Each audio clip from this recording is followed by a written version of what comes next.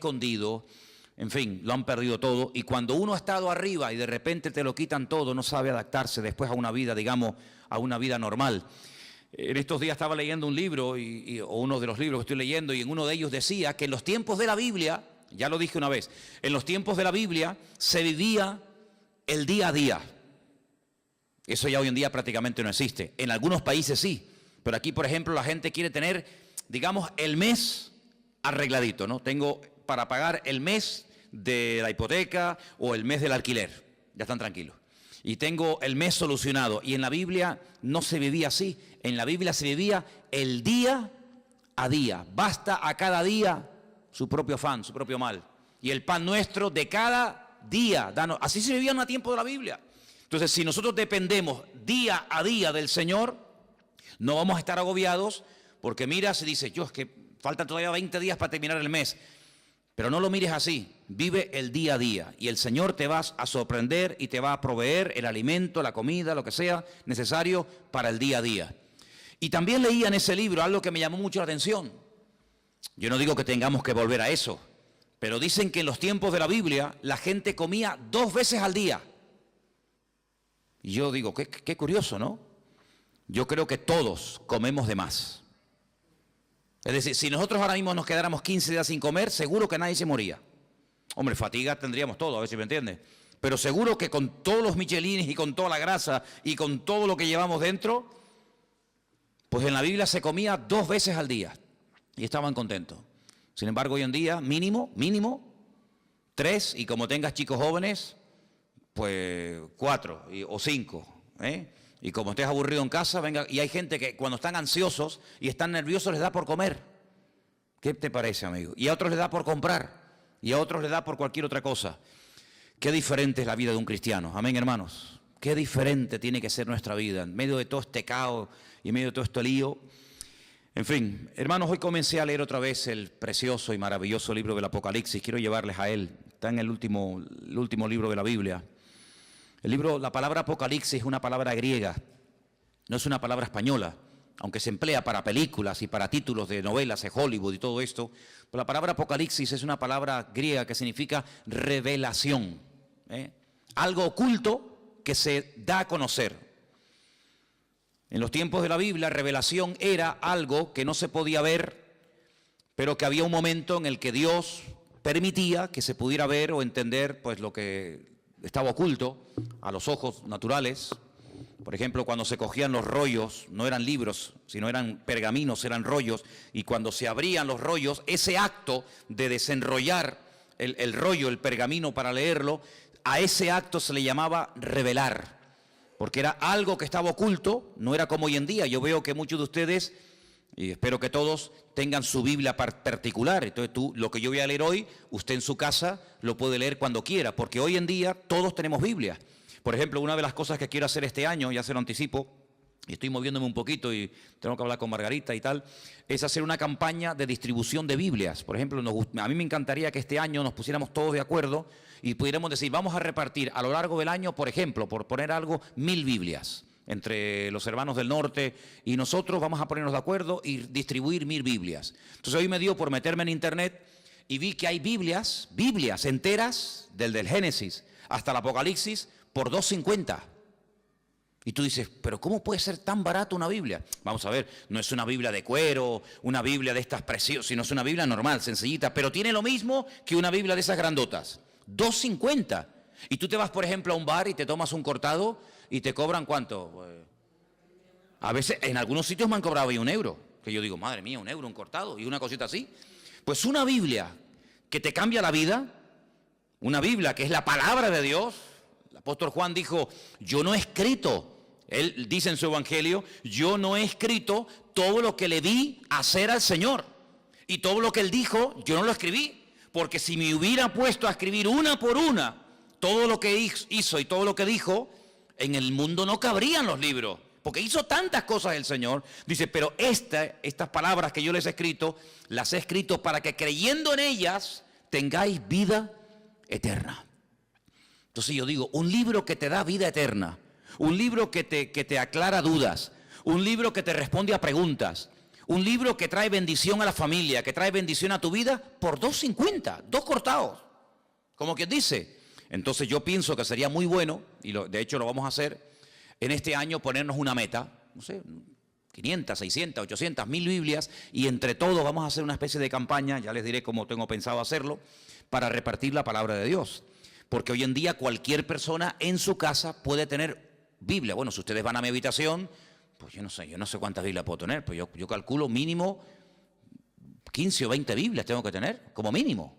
Aparte Nuevos Testamentos y a lo mejor, ¿verdad?, en diferentes idiomas y tal. Pero en aquellos tiempos no. En aquellos tiempos no existía la imprenta. En aquellos tiempos había que ir al templo o había que ir a la sinagoga para escuchar que alguien te leyera la Biblia. Pero nadie tenía la Biblia en su casa.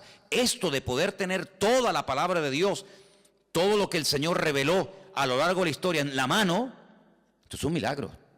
Esto es una maravilla, esto es una joya. Tú tienes uno de los libros más antiguos del mundo. Tú tienes aquí palabras que Dios le dijo a Moisés hace 3500 años. Es una auténtica joya. Y este libro del Apocalipsis, gracias al Señor que lo tenemos, es un libro escrito por uno de los hombres que más conoció al Señor. ¿Quién lo escribió? Lo escribió Juan. ¿Pero Juan el Bautista o Juan cuál? Juan, el discípulo Juan. Pues Juan fue un hombre que vivió aproximadamente, vamos a redondear los números, aproximadamente 100 años. Hace unos días murió en Israel el hombre más longevo del mundo, 112 años. Le quedaron muy poquitos días para cumplir 113. Era un superviviente de uno de los campos de concentración de la Segunda Guerra Mundial. 112 años. Hoy en día no es normal que una persona viva tanto. Y tampoco ni siquiera en los tiempos de Cristo. Pero Juan se cree que aproximadamente murió con 100 años. Para poner números redondos, si Cristo murió cuando tenía y ascendió a la gloria, cuando tenía 33 años, y él estuvo 3 años con el Señor, vamos a poner un ejemplo, no lo podemos decir así totalmente, pero para entendernos, que Juan tuviera aproximadamente 30 años. Cuando el Señor lo llamó como su discípulo, Cristo tenía 30 años cuando comenzó el ministerio, pongamos que Juan tuviera 30 años. Si murió con 100 años, ¿cuántos años estuvo Juan predicando el Evangelio? 70 años. 70 años sirviendo al Señor. ¿Qué te parece? Toda una vida. Cuando él escribe el Evangelio, es un evangelio muy profundo. Yo no sé si ustedes se acuerdan, yo estuve dando unas clases, unas lecciones sobre el Evangelio de Juan, y hay cosas que Juan dice que no las dice nadie. Porque claro, es que él vio al Señor muy de cerca, él vivió con el Señor, él vio cosas que ningún discípulo vio. Y cuando uno lee el Evangelio según San Juan, que repito que es muy profundo, da la sensación de que ya no hay nada más que decir del Señor. Ya te lo mostró de una manera, te lo mostró de otra, hizo esto, hizo aquello, y hablaba así, y hablaba asado. Ya, después de leer San Juan, uno dice, ¿pero qué más se puede decir del Señor? Bueno, pues cuando este hombre está en la isla de Patmos, dice como él dice, por causa de la palabra de Dios, desterrado, recibe una revelación, y cuando tú lees el libro del Apocalipsis fundamentalmente el objetivo no es hablarte del anticristo, que habla del anticristo, o del falso profeta, que también habla de él, o de los testigos, o de los terremotos, o de las plagas. Todo eso está muy bien. El objetivo, el protagonista del Apocalipsis no es el anticristo, es el Señor Jesucristo. Y Juan presenta y nos cuenta cosas de Jesucristo que si no hubiéramos leído nunca, si no tuviéramos en nuestras Biblias el libro del Apocalipsis, nunca sabríamos del Señor. Porque el libro del Apocalipsis contiene una información que no está en ninguna parte de la Biblia. Por eso es un libro fundamental. Y no solamente es un libro importante, sino es un libro necesario. Yo siempre lo he dicho, y ustedes lo saben, que los creyentes hoy en día tienen que leer y estudiar más que nunca el libro del Apocalipsis. Y prestar menos atención a las noticias de la radio y de los periódicos y de la prensa, porque realmente las verdaderas noticias, las genuinas, las verdaderas, están aquí. No solamente en la Biblia, sino en el libro del Apocalipsis. El libro del Apocalipsis es un libro extraordinario, que nos da detalles tremendos, tremendos. Lo estoy leyendo otra vez, como siempre, ¿no? Detenidamente, estudiando las palabras y tal, y menciona muchas cosas del Antiguo Testamento. Por ejemplo, hoy leía acerca de los famosos 2 testigos. Los que habéis leído la Apocalipsis saben de lo que estoy hablando. Los que no lo habéis leído, pues dicen, no sé lo que es eso. Bueno, pues los 2 testigos son 2 personas de carne y hueso que estarán en los últimos tiempos predicando la palabra del Señor durante 3 años y medio. Nos dice la Biblia cómo predicarán, dónde vivirán, cómo morirán, qué les va a pasar. Todo eso lo dice el Apocalipsis. Bueno, pues de esos 2 personajes ya habla el profeta Zacarías. Ustedes van al libro de Zacarías, capítulo 4, y allí te habla de los 2 testigos. No aparece la palabra testigos, aparece la palabra, en hebreo dice la palabra hijos. La traducción dice los 2 ungidos. Y habla acerca del aceite de oliva. Sabéis que el aceite de oliva se utilizaba mucho en los tiempos de la Biblia, no solamente para cocinar, no solamente para sanar heridas, era un bálsamo, sino que también se utilizaba un aceite especial, no cualquier aceite, un aceite especial que se hacía para derramarlo sobre la cabeza de los reyes o de los profetas o de otros personajes cuando se les quería públicamente presentar como un juez, como un rey, como una persona importante, y se le llamaba ungido. La palabra ungido, Mashiach, ¿qué es? Ungido. ¿Y cómo se dice ungido en griego en el Nuevo Testamento? Cristo. La palabra Cristo es la misma palabra Mashiach del Antiguo Testamento. Pasa que una está escrita en hebreo y otra está escrita en griego. Como el Nuevo Testamento se escribió en griego y del griego se tradujo al español o al castellano, entonces cuando leemos el nombre de nuestro Señor Jesucristo, lo leemos así: Jesús, Cristo, Jesucristo. Pero Cristo no es un nombre, Cristo es un título. Es como decir, fulanito de tal, presidente del gobierno; fulanito de tal, presidente del Fútbol Club Barcelona; fulanito de tal, presidente del Cabildo. Cristo no es un nombre, es un título de una función a desarrollar. Por ejemplo, en este momento, a Benjamín Netanyahu, que es el presidente de Israel, se le llama el ungido, se le llama el Mesías. Y tú dices, ¿ah, sí? Sí, claro, porque es un hombre que ha sido capacitado para ser presidente de un país. Entonces, la palabra Mesías, la palabra Cristo, la palabra ungido, nos habla acerca de un cargo, no de un nombre. Jesús se llamaba Yeshua, porque él no era griego, él era judío, y él se llamaba Yeshua. ¿Cómo se dice Yeshua en griego? Jesús. Entonces, son las mismas palabras, pero cambiando, digamos, el nombre, la pronunciación. Juan recibe una revelación de él, dice en el capítulo 1, la revelación de Jesucristo. No es la revelación del falso profeta o del anticristo, no. Es la revelación de Jesucristo. Si quieres conocer mucho de Cristo, tienes que leer los evangelios, Mateo, Marcos, Lucas y Juan, pero también el Apocalipsis. Y dice, esta revelación de Jesucristo, Dios se la dio para manifestar a sus siervos las cosas que deben de suceder pronto. Y la declaró enviándola por medio de su ángel a su siervo Juan. Juan, cuando escribió este libro, dice que lo que él estaba escribiendo iba a suceder pronto. ¿Y cuándo escribió Juan este libro? En el siglo I. Y en el siglo I, cuando él está escribiendo, dice, lo que yo estoy escribiendo ahora, prepárense que esto se va a producir pronto. Pues si eso lo dijo en el siglo I, ahora en el siglo XXI, estamos más cerca que nunca de los acontecimientos finales, ¿sí o no? Es interesante, ¿verdad? Dice que ha dado testimonio de la palabra de Dios y del testimonio de Jesucristo y de todas las cosas que ha visto. Y ahora fíjate, es uno de los pocos libros, o prácticamente el único libro de la Biblia, que contiene una bienaventuranza para el que lo lee. La Biblia no dice, bienaventurado el que lee el libro del Génesis, que es una bendición leer el Génesis, ¿verdad? O bienaventurado el que lee el libro de Romanos. No, pero el Apocalipsis sí. Dice, bienaventurado el que lee. Los que oyen las palabras de esta profecía y guardan las cosas que en ellas están escritas, porque el tiempo está cerca. Es decir, que por leer el libro usted ya es bienaventurado. Por escuchar, por oír las palabras de este libro, usted ya es bienaventurado. Y si encima de leerlo, y si encima de oírlo, además usted lo cumple y lo guarda, triplemente bienaventurado. ¿Qué significa la palabra bienaventurado? Viene de una palabra hebrea que significa, es ashirei, que significa rico. La palabra rico está entroncada con la palabra bienaventurado. Un bienaventurado, espiritualmente hablando, según el concepto bíblico, es una persona rica, espiritualmente hablando. La riqueza bíblica, espiritual, no tiene nada que ver con la riqueza material, ¿vale? Hay personas en la Biblia que no eran ricos materialmente hablando, pero espiritualmente hablando eran multimillonarios. Y hay personas tremendamente ricas en la Biblia que la Biblia dice que eran unos necios. Así que la riqueza material muchas veces no tiene nada que ver con la riqueza espiritual. A veces la gente dice, ay, mira, no tiene mucha fe porque no tiene dinero, como si la fe se midiera por el dinero. Cuando yo siempre he dicho que es más difícil, mucho más difícil, vivir con poco que vivir con demasiado. ¿Sí o no?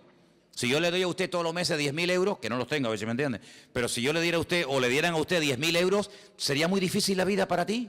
Uy, ¿ahora qué compro? ¿Compro el jabón más barato o el más caro? ¿Compro el champú que está muy rico o compro el más baratito?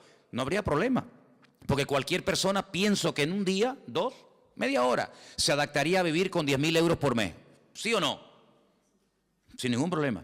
Pero si a usted le dan todos los meses 200 euros, entonces sí hay que hacer numeritos, Yo creo que a la ministra, a la persona que nombre ministro de Economía, tendrían que nombrar en este país a un ama de casa.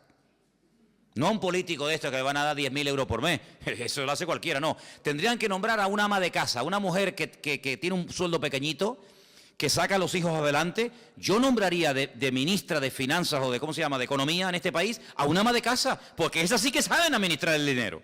Esas sí que saben que el marido le da tanto dinero y le llega. Esos son. Aquí hay un montón de ministras de Economía y pasa que no las reconocen, ¿no?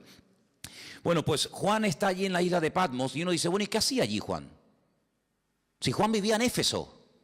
Ustedes saben que cuando el Señor Jesucristo estaba en la cruz, le dijo a Juan que se encargara de su madre, porque Cristo iba a morir, y entonces María, según la tradición cuenta, pues resulta de que se fue a vivir con Éfeso y allí estuvo con el apóstol Juan.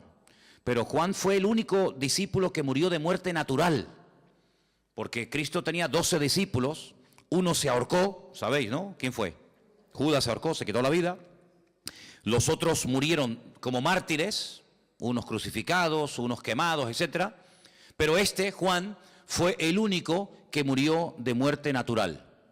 Y no es porque no quisieran matarlo, sino porque todo lo que hacían para matarlo no salía bien. Entonces los romanos decidieron ya tirarlo en la isla de Patmos, que la isla de Patmos es como la isla de Lobos, una isla de piedra, sin agua, sin nada. Allí lo botaron como un perro para que se muera de hambre. Dice que había unas canteras que mandaban a los presos a trabajos forzados y al que mandaban a Patmos de allí no volvía. Es como el que mandaban, yo que sé, antiguamente a las Guayanas, los franceses y toda aquella cosa, ¿no? Sin embargo, fue allí donde el Señor se le presentó y donde el Señor le dio un mensaje para todas las congregaciones de Asia Menor. ¿Asia Menor qué es en la Biblia? Cuando se dice de Asia Menor era Turquía, hermano. Ese país que está medio en Asia, medio en Europa. Un país que tiene más de 90 y pico millones de habitantes, un país musulmán. Allí en Turquía era donde estaban las famosas 7 iglesias del Apocalipsis. Éfeso, Esmirna, Pérgamo, Tiatira, la Odisea, Sardis. Entonces vamos a leer en el versículo 4, porque dice, Juan, a las 7 iglesias que están en Asia, gracia y paz a vosotros, del que es, del que era y del que ha de venir, y de los 7 espíritus que están delante de su trono, y de Jesucristo, testigo fiel, primogénito de los muertos, el soberano de los reyes de la tierra, al que nos amó y nos lavó de nuestros pecados con su sangre, y nos hizo reyes y sacerdotes para Dios su Padre. A Él sea la gloria e imperio por los siglos de los siglos. Amén. He aquí que viene con las nubes. ¿Quién? El Señor. Viene otra vez, Pero algunos dirán, pero no vino ya. Sí, ya vino, pero vino a morir. Vino como cordero sufriente. Vino para derramar su sangre por los pecadores. Pero ahora viene otra vez, pero no en relación con el pecado. Viene como rey triunfante, viene a establecer su reino sobre la tierra. Y dice que en esta ocasión todo ojo le verá. Oye, esto es tremendo, ¿eh? ¿Qué significa todo ojo le verá? Que todo ojo le verá. Que todo el mundo le va a ver cuando venga.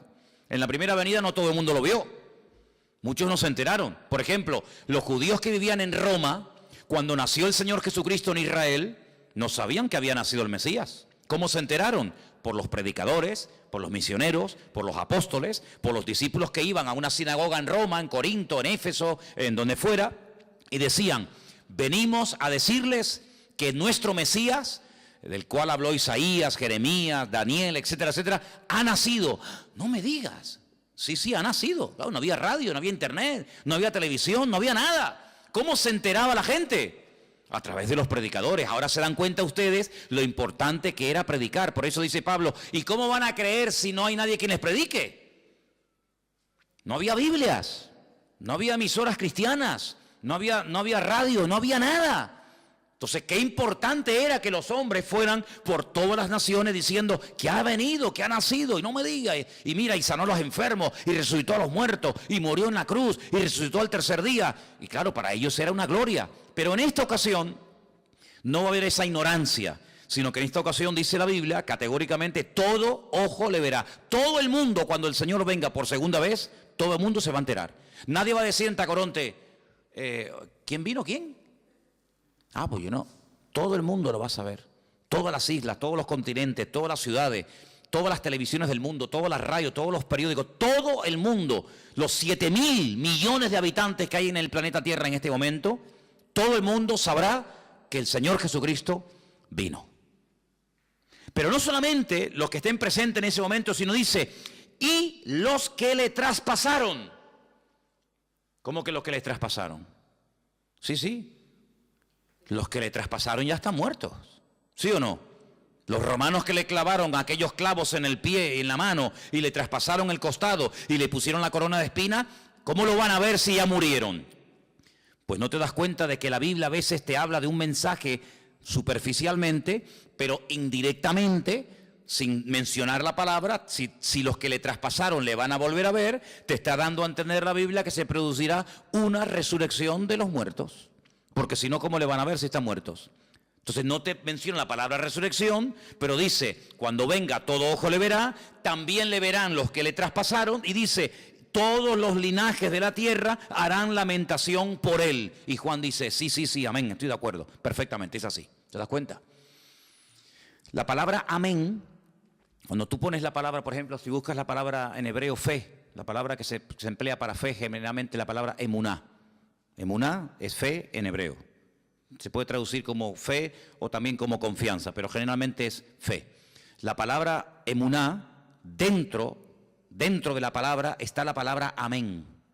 Si tú, en hebreo, hay algo muy bonito, y es que dentro de una palabra hay una, dos o tres palabras. Incluso a veces de una palabra, no de todas, cuidado, pero a veces hay palabras en hebreo que de una palabra puedes sacar 750 palabras diferentes. Y usted dice: ¿cómo? De una palabra, combinando las palabras, por ejemplo, poniendo la P aquí, la H allí, la M por acá, la L por allá, de una misma palabra, siendo combinaciones, pueden sacar hasta 750 términos diferentes. Entonces la palabra amén está dentro, tú ves la palabra emuná en hebreo y ves que pone dentro amén. Porque cuando decimos amén, cuando nosotros los creyentes decimos amén, que es un acróstico, pues estamos diciendo que tengo fe en afirmar lo que esa persona está diciendo. Cuando yo digo: hermano, el Señor Jesucristo vendrá, amén. Cuando usted dice amén, está diciendo de una forma resumida: tengo fe en lo que tú estás diciendo y lo firmo. Tengo fe de que el Señor volverá otra vez. Pero para no decir tengo fe en que el Señor volverá otra vez, usted dice simplemente amén. Y diciendo amén, usted afirma como que usted está de acuerdo con la afirmación que se acaba de decir. Por eso digo muchas veces: no diga amén a todo lo que se oye. Porque cuando usted dice amén a todo, quiere decir que está de acuerdo con todo lo que se está diciendo. Así que piénselo bien. Así que el Señor dice: yo soy el alfa y la omega.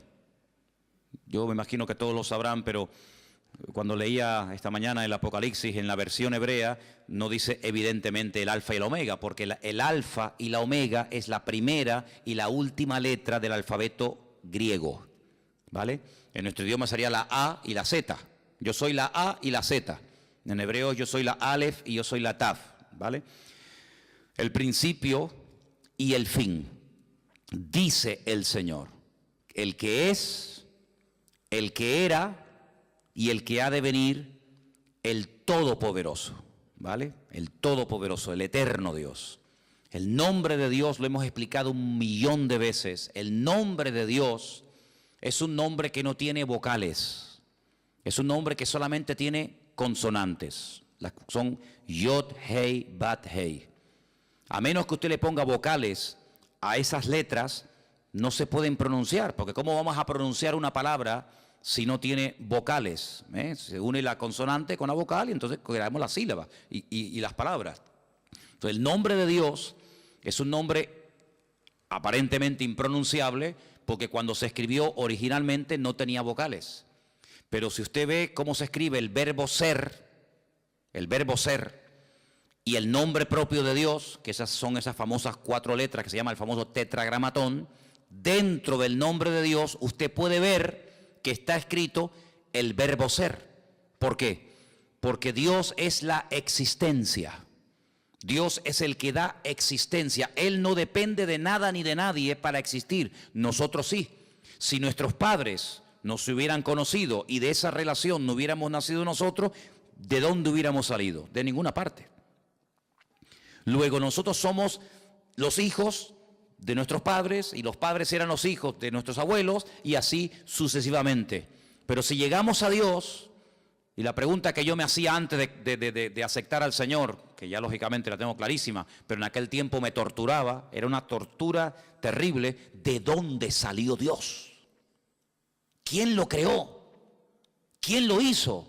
Porque en nuestra mente humana todo sale de algo. Este púlpito no apareció aquí, pum, y apareció, sino que este púlpito alguien lo tuvo que hacer. Luego cada vez que vemos algo, nos habla de que hay un diseño y alguien que lo ha hecho, ¿sí o no? Todo lo que vemos, dice, bueno, este púlpito lo hizo alguien y le dio esta altura y le dio estas medidas. El púlpito no decidió ser de esta forma, podía ser semicircular, podía ser más alargado, más ancho, más alto. Hubo alguien que dijo, no, lo voy a hacer así. Bueno, pues ese alguien lo formó y ese alguien lo diseñó. Y todo lo que vemos a nuestro alrededor, la silla en la que usted está sentado, alguien la diseñó, alguien la hizo. Todo lo que vemos a nuestro alrededor. Pero cuando hablamos de conceptos diferentes a los conceptos, digamos, naturales, y uno llega nada más y nada menos que hablar del Creador, la pregunta ¿quién hizo a Dios? No es una pregunta sabia, no es una pregunta coherente. ¿Por qué? Porque a Dios no lo ha hecho, a Dios no lo ha creado nadie. Porque si lo hubiera creado o lo hubiera parido o lo hubiera hecho alguien, la pregunta es ¿y a ese alguien quién lo hizo? Y volvemos para atrás y hay un momento que se para y decimos, pero bueno, es que Dios es eterno y ahí ya nos perdemos. ¿Por qué? Porque en nuestro concepto limitado y finito, la eternidad es algo que se nos escapa de la mente. Porque vemos que la vida se pasa volando, porque vemos que todo se mide siempre por minutos, por segundos, por días, por años, por siglos, por milenios, por décadas, y todo lo medimos, ¿verdad? Uy, qué grande está el niño, uy, qué pequeñito, acaba de nacer. ¿De cuánto tiempo estás embarazada? De 8 meses, pues le falta 1, ¿verdad? Y todo siempre lo queremos clasificar y todo lo queremos medir, pero esas medidas con Dios no sirven, porque Dios no salió de ninguna parte, sino que todo salió de Él, porque todo fue creado por Él y para Él. Y cuando nada existía, Él ya existía, porque Él es la existencia en sí mismo. Y dice la Biblia que todo subsiste, si todo se mantiene en su debido orden y nada se va de sitio y todo funciona como tiene que funcionar, porque hay un diseñador y porque hay un creador que diariamente da la orden de que el sol salga por el este y se oculte por el oeste. Pero bueno, eso era antes. No, eso era antes, eso era hoy y eso será siempre. El sol siempre sale por el este y se oculta por el oeste. Pero esa ley, ¿quién la dio? ¿Quién decidió que el sol saliera siempre por el mismo lado y se ocultara por el mismo lado? El creador del sol. El creador del sol. ¿Y quién es el que hace que la Tierra siempre gire en la misma dirección? Y que no diga un día, oye, voy a girar ahora en otra dirección. Todos los planetas giran en las direcciones de las agujas del reloj menos uno. Todos los planetas giran así. Pero hay uno que Dios dice, no, tú al revés, y gira al revés. ¿Quién decide eso? ¿Quién hace que hay unas flores que sean rojas, otras amarillas? ¿Quién hace todo eso? El que las diseñó, el que las creó. No es así por casualidad, sino que hay un diseñador y hay un creador. y ese Dios es la existencia misma y por eso en su nombre propio, pues lleva la existencia, el verbo ser. Ahora ese nombre, cuando leemos por ejemplo algunas Biblias sale la palabra Jehová, en otras Biblias sale la palabra Adonai o Señor, en otras Biblias aparece la palabra Yahvé, ¿no? Muy bien, todo eso está muy bien, pero el verdadero nombre propio de Dios no tiene vocales, pero se le tuvo que poner vocales para poder pronunciarlo, ¿os dais cuenta? Y ahora, ese Dios creador, ese Dios diseñador, que es uno, Dios es uno, dice la Biblia, ese Dios amó tanto al mundo que dice que salió de él su Hijo unigénito, que al mismo tiempo su Hijo es el mismo. Y uno dice, pero ¿cómo puede haber? Porque si salió el Hijo del Padre, está el Hijo y está el Padre. Pero vamos a ver, ustedes no sois, ¿cuántos sois padres aquí? Muy bien, o madres. Bien. Pero usted es madre y usted es hija al mismo tiempo. ¿Sí o no? Lo que pasa es que a donde yo voy, por ejemplo, cuando voy a la casa de mi madre, allí soy hijo. Pero cuando estoy aquí, aquí soy padre. Y cuando estoy en mi casa soy marido. Y cuando estoy aquí soy pastor. Y tantas cosas al mismo tiempo, sí, no pasa nada. No tengo que dejar de ser hijo para ser padre. Puedo ser hijo y padre al mismo tiempo. Y abuelo y bisabuelo. Bueno, abuelo por el camino que llevamos. Pero bueno, se puede ser muchas cosas al mismo tiempo, ¿sí o no? Pues Dios no tiene ese problema. Dios no tiene ese problema. Entonces, su hijo viene al mundo en forma humana. Claro, tuvo que venir en forma humana. Y por eso necesitó pues un estuche, un instrumento humano, como fue su madre. Y entonces, cuando él viene a este mundo y hace su obra, hace su ministerio, se registra en los evangelios su ministerio, pero hay muchas cosas que el Señor todavía no ha hecho. Hay muchas cosas, muchos cambios, muchas maravillas que tienen que ocurrir en la creación, en la naturaleza, en la raza humana, que no están en los evangelios. ¿Y a quién y dónde le reveló el Señor lo que todavía a él le queda por hacer? A Juan, en la isla de Patmos, a través del libro del Apocalipsis. Y esa información no era una información codificada, No sé cuántos de ustedes se acuerdan que antes había el Canal Plus, estaba codificado. ¿Se acuerdan? Y si no tenías el descodificador, pues no veías la película o el partido de fútbol. Te hacía falta un aparato para descodificar una señal que tú en abierto no tenías. Bien, el libro del Apocalipsis no es un libro codificado, de tal manera que tú lo lees y dices, yo no entiendo nada. No, un momento. El libro del Apocalipsis es un libro que está muy claro, muy claro. El problema es que el lenguaje que Juan utiliza no es un lenguaje popular, no es un lenguaje que usamos cotidianamente, es un lenguaje alegórico, es un lenguaje de animales, de números y de colores, que si usted no está familiarizado con eso, usted no se va a enterar evidentemente de nada. Pero no porque el Apocalipsis sea el libro más difícil de la Biblia. No, el Apocalipsis no es el libro más difícil de la Biblia. Yo le puedo asegurar que hay otros libros de la Biblia que son más difíciles y más complicados que el Apocalipsis. Porque el Apocalipsis lo bueno que tiene que al ser el último, ¿me explico? Al ser el último en el canon, en la lista, toma elementos de otros libros que si usted los ha leído y los conoce, cuando llegues al Apocalipsis, ahora sé lo que es el dragón, ahora sé lo que es el caballo, ahora sé lo que es el león, ahora sé lo que es el oso. ¿Pero cómo lo sé? Porque he ido pasando por 65 libros que le preceden. Entonces, hermano, cuando usted hace todo el recorrido, claro, yo a nadie le aconsejo que se compre una Biblia por primera vez y se meta a leer el libro de Apocalipsis, porque puede tener pesadillas. Porque el pobrecito dice, madre mía, ¿y esto es la Biblia? Un dragón que sale corriendo detrás de una mujer, ¿verdad? Que echa fuego por la boca, el otro que 7 cuernos en la cabeza, dice, madre mía, ¿cómo está esta gente, no? ¿Verdad? Pero es que para poder entender el libro del Apocalipsis, primero hay algo que pocas veces se dice, pero es para mí fundamental. Y es que usted tiene que conocer al protagonista del libro del Apocalipsis. Y el protagonista del libro del Apocalipsis es nuestro Señor Jesucristo. Cuando usted lo conoce a Él, usted sabe, permítame la expresión, por dónde van los tiros. Eso es como cuando antiguamente, ya eso no existe, pero cuando antiguamente los padres miraban a los hijos, ¿qué le estaba diciendo? Ibas de visita, ¿no? A una casa.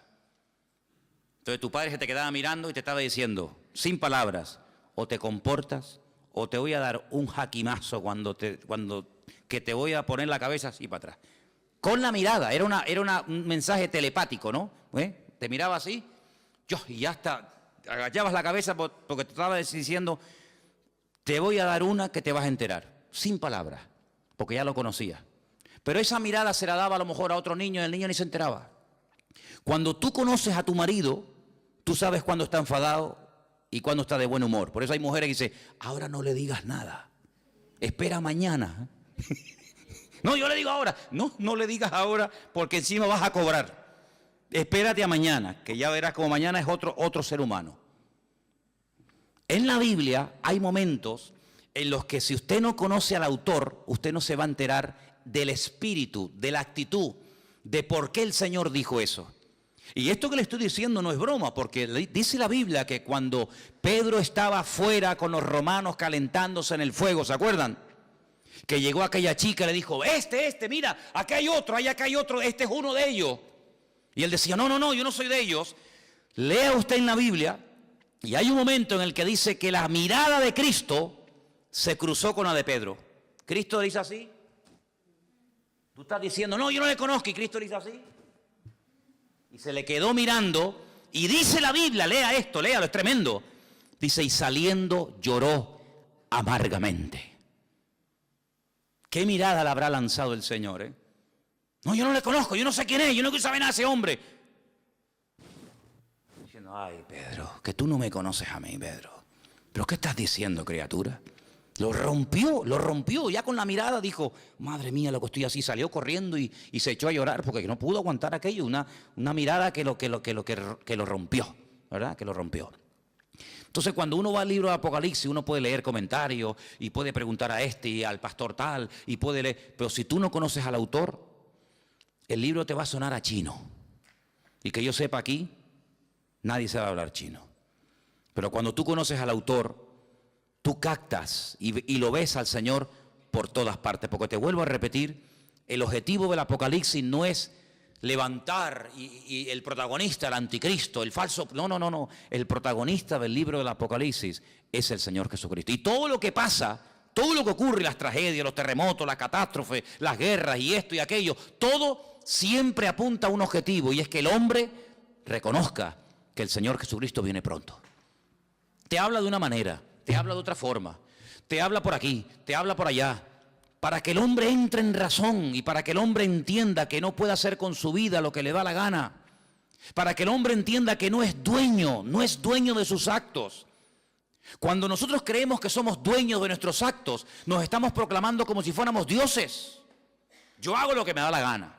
A mí nadie me tiene que decir nada. Es como si tú fueras Dios, porque a Dios nadie le tiene que decir nada. Pero cuando tú actúas así, estás actuando como si tú fueras Dios. A mí nadie me tiene que decir nada. Pero ¿cómo que nadie nos tiene que decir nada? Claro que nos tienen que decir muchas cosas. Entonces, en el libro del Apocalipsis, Juan, a un viejito de 100 años, que lleva 70 años predicando el Evangelio, le dice, Juan, escribe, ponte a escribir lo que vas a ver, lo que ya has visto y lo que te voy a contar. Y entonces él empieza a escribir y a escribir y a escribir cosas tremendas.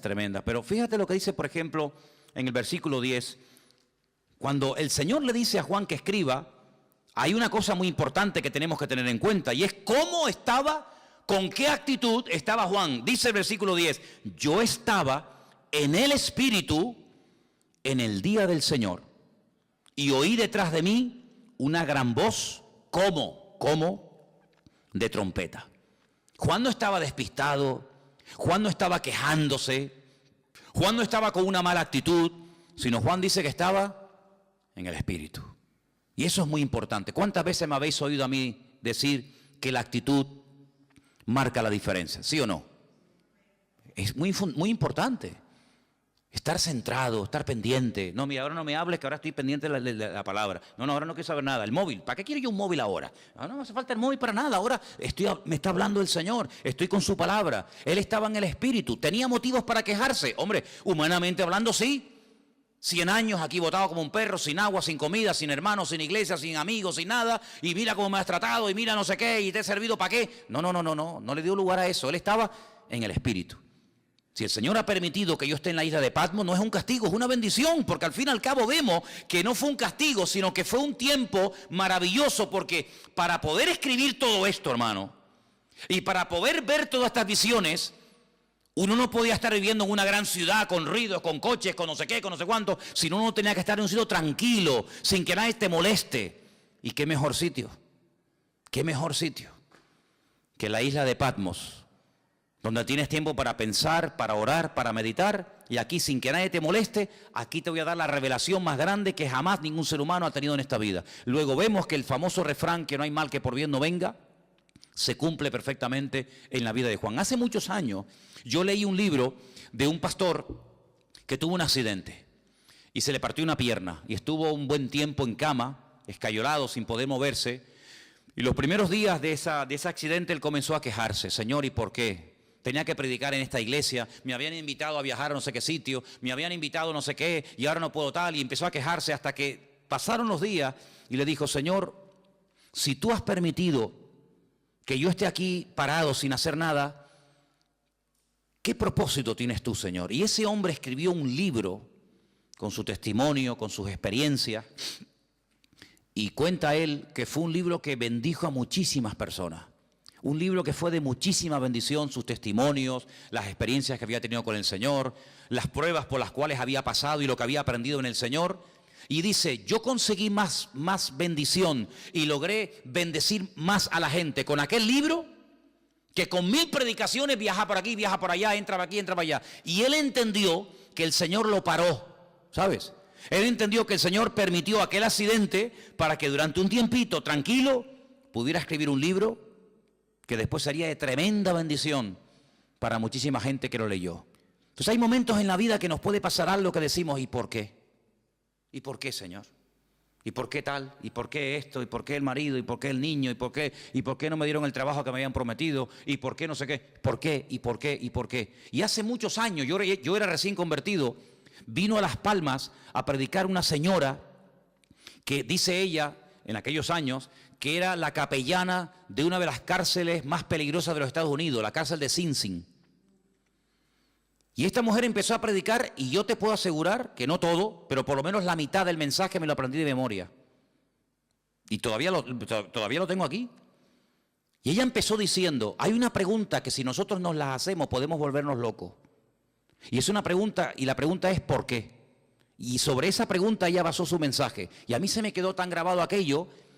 Y ella hablaba acerca de lo peligroso que es cuando nos pasa algo en la vida, entrar a pelearnos con Dios. ¿Y por qué no sé qué? ¿Y por qué no sé cuándo? ¿Y por qué? Yo creo que nosotros ahora que hemos ya comenzado un poquito a levantar vuelo y a entender y a conocer un poquito más al Señor, vamos a cambiar la pregunta.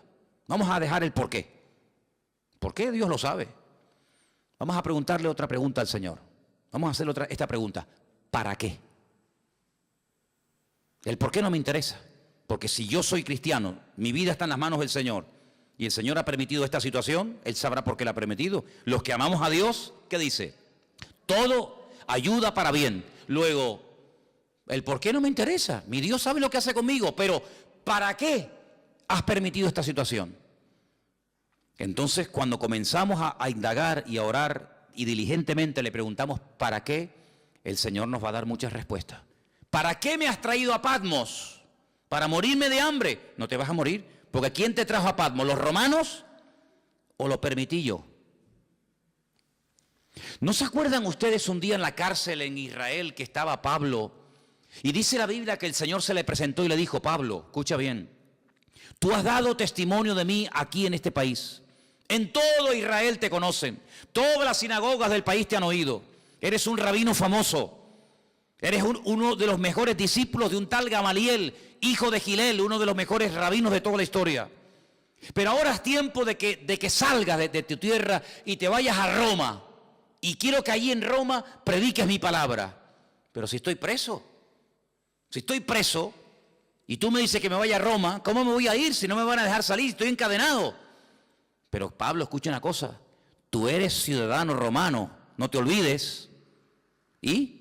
Mañana cuando te saquen y te hagan el juicio, cuando te vayan a interrogar, tú vas a decir que tú como ciudadano romano, tú tienes el derecho que no todo el mundo tiene de apelar al César. Es decir, yo quiero que me juzgue, que mi juez sea el mismísimo César. Tú lo puedes pedir porque tú eres ciudadano romano. Entonces, cuando él sale de la cárcel por la mañana, lo van a interrogar. Un momentito, quiero decir algo. ¿Qué quiere decir usted? Yo apelo al César. Quiero que el César sea mi juez. Claro, este que es un juez inferior dice, pues entonces si usted ha apelado al César, no te preocupes que usted irá al César. Llévenselo.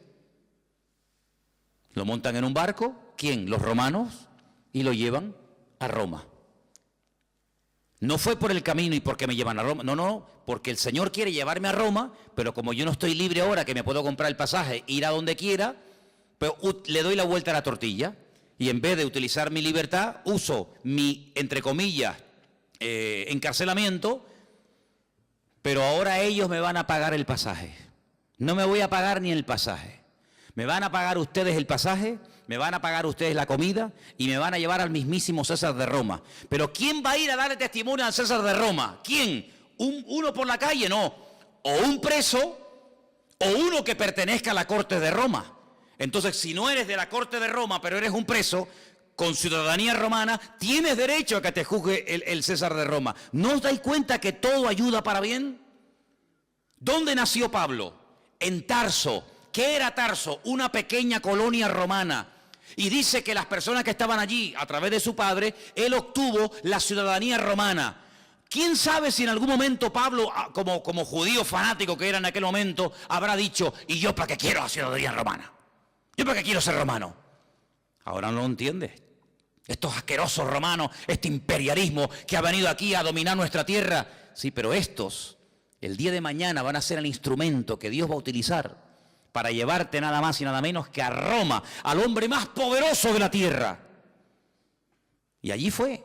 Entonces no nos damos cuenta de que la vida es como un gran puzzle, como un gran rompecabezas, donde tú miras para atrás y dices, ahora entiendo aquello y esto y lo otro, y por qué se conoció este, y por qué pasó esto. Y entonces si tú te dejas llevar por el Señor, te vas a dar cuenta de que Juan lo llevaron los romanos, pero porque en el fondo el Señor quería que Juan estuviera en la isla de Patmos y allí tranquilito, sin que nadie te moleste, vas a recibir la revelación más grande que jamás has recibido en tu vida. Pero escucha bien esto, hermano, porque vamos terminando, para no alargarme demasiado.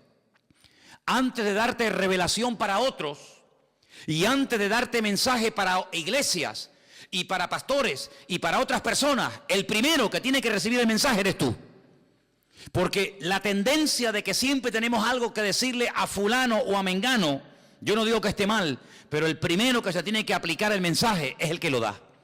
Luego, yo te voy a dar mensaje para la iglesia de Éfeso, mensaje para la iglesia de Tiatira, mensaje para la iglesia de la Odisea, etcétera, etcétera. Pero el primero que tiene que verme a mí eres tú. Porque si tú le dices a los demás qué hacer, pero tú no lo haces, entonces no estás viviendo el mensaje. Y eso es algo que tenemos que tener muy claro en la vida. Primeramente, aplicarnos la palabra. Primeramente, conocer nosotros al Señor para después tener autoridad para decirle a otras personas que conozcan al Señor. ¿Qué Señor quieres que conozcas si ni siquiera tú lo conoces? Tengan fe en el Señor, pero tú estás viviendo con fe. Por eso, hermano, las experiencias que pasamos en la vida nos están capacitando. ¿Para qué? Para que después cuando vayamos a otras personas que están pasando por el mismo o parecido problema que yo he pasado, podamos entenderlos.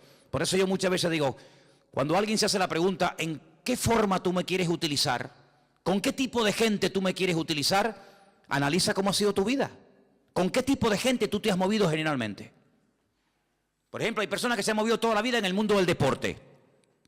Pues ya está, más claro agua. Ese es el terreno en el que Dios a ti te va a utilizar en un nivel donde este y este jamás van a entrar. No le van a hacer ni caso.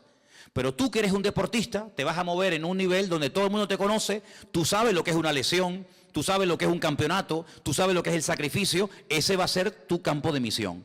Hay otras personas que a lo mejor son médicos, no tienen nada que ver con el deporte, pero conocen a una serie de personas que se mueven en el mundo de la medicina. Ustedes saben que los médicos hablan de un lenguaje que le están diciendo a otro colega que te estás muriendo y tú ni te enteras porque se están hablando en clave. Ahí es donde Dios te va a utilizar. ¿Con qué tipo de gente? ¿Qué tipo de inclinación tú has tenido? ¿Qué tipo de experiencia, de prueba ¿Qué tipo de dificultades tú has tenido? Por ahí van los tiros, por ahí donde el Señor te va a utilizar. Claro, Dios te puede abrir nuevos campos, claro, siempre lo hace, pero generalmente utiliza tu pasado para que después tú en el futuro puedas servir al Señor con efectividad. Porque Dios no te va a meter, a menos que te haga un milagro y una transformación, Dios no te va a meter en un terreno en el que tú no sabes moverte. Dios te va a poner en un terreno en el que tú sabes moverte. Por ejemplo, ¿quiénes son las mejores personas para ayudar a otros drogadictos a salir de la droga? Un mismo drogadicto. Ustedes saben, los chicos que vienen los domingos a la iglesia. Dino, si algún día oyen un testimonio de Dino, ese chico estuvo en la droga, pero es que ahora él puede ayudar a otros. ¿Y quién mejor que una persona que ha estado con depresiones toda la vida para ayudar a una persona deprimida? ¿Y qué mejor que una mujer separada para entender a otra mujer separada? ¿Y qué mejor que una mujer que ha sido violada o abusada para entender a otro que está pasando por eso? Hermano, no nos damos cuenta de que todo nuestro pasado es el terreno que Dios ha ido preparando para abrirnos puertas, para servirle a Él en el futuro. Entonces, en este libro, el primero que tiene que tener las cosas claras es Juan. Y quiero terminar leyendo estas últimas palabras. Yo estaba en el Espíritu en el día del Señor, dice versículo 10. Oí detrás de mí una voz, como de trompeta, y me dijo, yo soy el Alfa y el Omega, el primero y el último. Escribe en un libro lo que ves, envíalo a las 7 iglesias que están en Asia. Y ahora las menciona. Éfeso, Esmirna, Pérgamo, Tiatira, Sardis, Filadelfia, la Odisea. Las 7 iglesias. En su momento hablaremos de ellas. ¿Por qué estas 7 y no otras? Todo tiene una razón de ser. Pero le dijo, escribe, escribe. Ahora cuando vayamos al retiro, no sé si ya lo habéis leído, yo creo que esa parte le toca a los jóvenes. Hay un momento en el que el Señor le dice a Moisés, escribe. ¿Lo habéis leído? No lo habéis leído. Dice, escribe esto, esta batalla, lo que ha pasado hoy aquí, Moisés, escríbelo. Escríbelo para que las generaciones futuras no se olviden de lo que pasó aquí en el desierto. Interesante. Ahora le dice el Señor, Juan, escribe. Escribe. ¿Por qué? Porque vas a ver tantas cosas y vas a tener tantas visiones y tantos sueños que después no te vas a acordar. Ustedes saben, hermanos, porque yo muchas veces le digo a la gente que es bueno venir a la iglesia a veces con papel y lápiz. Porque dicen las estadísticas, no las digo yo.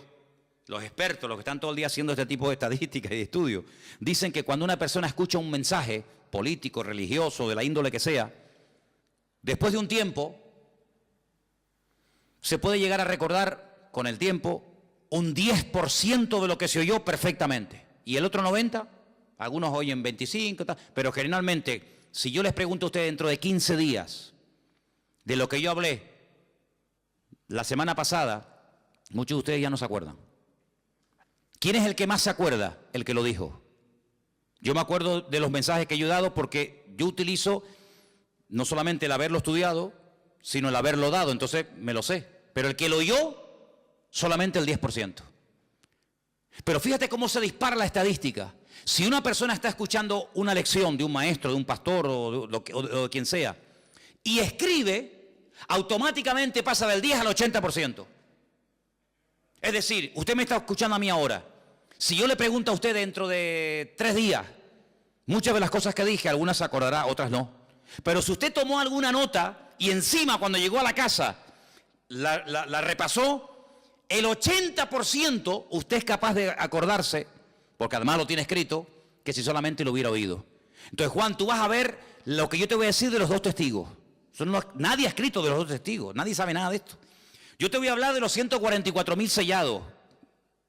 Yo te voy a hablar del falso profeta. Yo te voy a hablar de los 7 sellos, de las trompetas, de las copas de la ira. Yo te voy a hablar de la mujer que huye al desierto por 1260 días. Yo te voy a hablar a ti de tantas cosas que como tú no escribas esto, tú a las 2 horas no te acuerdas. Y si tú no te acuerdas, ¿cómo le vas a pasar el mensaje a los hermanos de Garcilaso de la Vega número 13? Imposible. Entonces, ponte a escribir, Juan, ponte a escribir, porque lo que se escribe ahí queda. Y entonces dice que cuando él se vuelve para ver la voz del que hablaba con él, cuando se volvió, dice que vio 7, quédese con este dato, 7 menorás, 7 candeleros de oro, 7. Y en medio de los 7, a uno semejante al Hijo del Hombre, vestido de una ropa que le llegaba hasta los pies y iba ceñido por el pecho con un cinturón de oro. Jesús nunca le había visto a Juan así, nunca lo había visto. Su cabeza y sus cabellos eran blancos como lana, como blanca lana, como nieve. Sus ojos como llama de fuego, sus pies semejantes al bronce bruñido, refulgente como en un horno. Su voz como estruendo de muchas aguas.